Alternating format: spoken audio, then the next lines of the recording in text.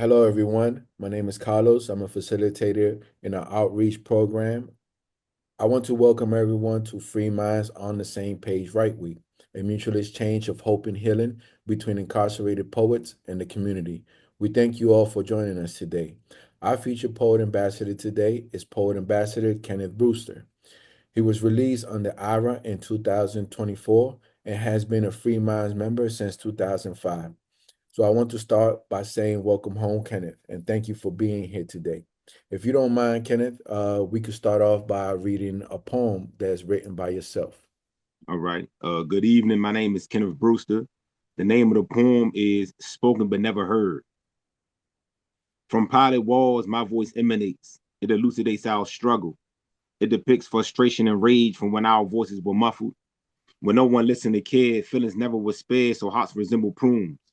Violence ensued, leaving too many cold and blue. Blood red tears cascaded down the cheeks of mama's face. She cried as she consoled her baby with her last loving embrace. Spoken but not heard. Our cry for help rejected. Learning facilities neglected, hearts dejected by circumstance. Nobody saw our anger. Danger followed. Murder hollowed bodies because they failed to listen. Intentions misunderstood due to malignant intuition. Sentences issued. Toy soldiers locked away to decay from inside out. Doubt filled our world without drought. Certainty never came. Have you heard? The red rain beating the roof of a house where hurt and pain resides. Memorials raised, pictures depicting fertile thoughts that strayed and died. All we ever heard from the public was why, debating fantasy as fact while our worlds collide. Spoken but never heard. Man, Kenneth, this is a powerful poem and even more powerful when it's heard, with your own voice. Beautiful poem. Tell me, what inspired you to write this poem, or what was going around in your life that encouraged you to write the poem? Well, while being incarcerated, uh, if a person ever been incarcerated in the BOP, they look at inmates from Washington D.C. different, and they put us under the same bracket, the same stigma. Everybody, we have this stigma about DC inmates, and sometimes I feel individually the person is not heard. Everybody individually has a different voice, has a different story, has a different belief, and we get grouped up into one stigma, one story, one belief that sometimes that is frustrating. So while I was in a hole, and the hole is kind of solitary confinement, it's silent. So I wanted my voice to be heard. All I could hear is keys flashing, but it was silent. It was peaceful, and I just thought about, man, this is the time, and I was inspired by Spoken But Never Heard, because behind that door, sometimes I feel like we not being heard. Yes, right. Do you remember when you wrote that poem? I'm gonna say probably 2008. I went to the hole. I think I caught a knife shot. I went to the hole in 2008.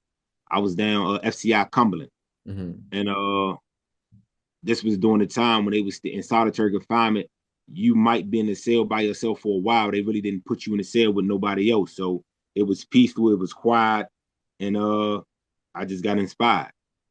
And I asked you the time because again, you wrote that poem a while back, way before your IRA release. Um, Yeah, exactly. so my question is like, how does it feel now to be in a platform when you can be heard? It's wonderful. It's a time now that all the things I had to say, all the things I went through, my story. I have the platform now to express it and to bring light to it, true light to it, because sometimes light is brought, but it's not true light. So now from experience, I can bring experience to my the truth to my experience to the people, so that the people can hear it accurately and not misunderstood or muddied by a perception. Well said. Um, Education. What role does education play in your life? While education was the catalyst of change for me. 2005, I was on the juvenile block, and I met Kelly and Tyra, who were two of the first for the people who actually started Free Minds, and they would come in there with books. And until that point, I never read an entire book. I'm 17 years old. I constantly went to school, but I couldn't remember actually sitting down reading an entire book. And with the Free Minds book club, I began to read entire books and to express myself with poems and words and things of that nature. And the education was the catalyst. It changed everything. It made me realize what I was lacking. It made me realize what I was missing. And it made me realize how I got trapped off into the system because in a lot of areas I was ignorant. And when I realized that, I chose the opposite. I wanted to educate myself. I wanted to know now. So education was the catalyst for my change. And you articulate yourself well, and the education is like it oozes out of your poetry. And again, like strong words that you put in your poem. Again, and you've been a member since 2005, and you've written and received mail, correct? Correct. Absolutely. The folks that are here about to give the poetry feedback to our incarcerated members' poetry. How important is mail, and what advice do you give to those that are about to give the feedback today? And mail is so important. Uh, in prison, sometimes you can feel like you're left behind. You're not worthy. You don't matter. Your existence becomes so minuscule, so small that you feel like everything around you is better and bigger, and that you're nothing, and that nobody cares, nobody knows you there. And mail brings that awareness back that man, somebody cares, somebody is listening. I could sit down, I could write a letter, and it's responded to, or I could sit down and write a poem and somebody gives me positive feedback. It brightens up a person's day Mhm. because sometimes mattering is the only thing that matters. Knowing that a person matters, knowing that a person's words matters, that it's being heard is an awesome thing.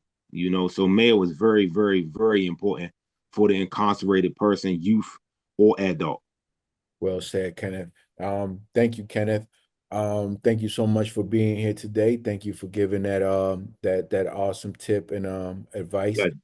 And I want to thank everybody for coming. Please click the link to read the poems on the virtual table and continue with the Right Week event. Also, if you wish to make a donation, please go into the Free Minds page. Any little amount counts, even if it's $1, that's enough to give the to send the feedback back to our members. And I encourage you, please enjoy the poems, and we look forward to seeing you in our next right night. Thank you all.